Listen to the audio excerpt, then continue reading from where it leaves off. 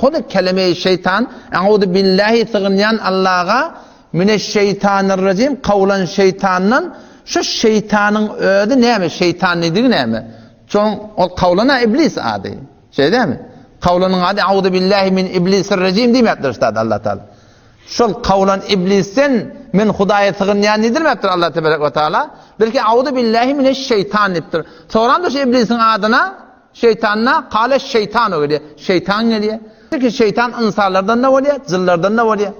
Ve Allah Tebarek ve Teala Kur'an'ın kod ayetinde Ketin ayd Rabbi a'udhu bike min hamazati şeyatin şeytanların vesveselerinden yallamayan tanıtığın yan.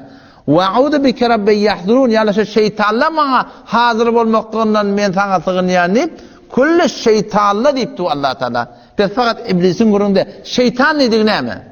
Kullu mutemerridin her bir serkeş Hudaýyň işi yok, peygamberiň işi yok, din bilen işi yok. Kullu mutemerridin minel cinni vel insi ve dawab kullu şey. Her bir serkeşi ki zillerden bolsun, insanlardan bolsun, hatta hayvanlardan bolsun. Şoňa şeytan diýdi. Biz vakti ki biz e'udu billahi tığınyan Allah'a mineşşeytanirracim diýip aýtýar da, şu her bir serkeşi ki zillerden bolsun, insanlardan bolsun. Şunlarda kim teňütüňe dökülip şeytanlar görünme derden vesvese etýärler, insanyň şeytanlar görünüp yok filmle bilen, yok vesvesele bilen, yok şüphele bilen, yok tehditle bilen temmala daşta olan gabaýarlar, şolaryň hemmesinden Hudaýa tığınýar diýişler.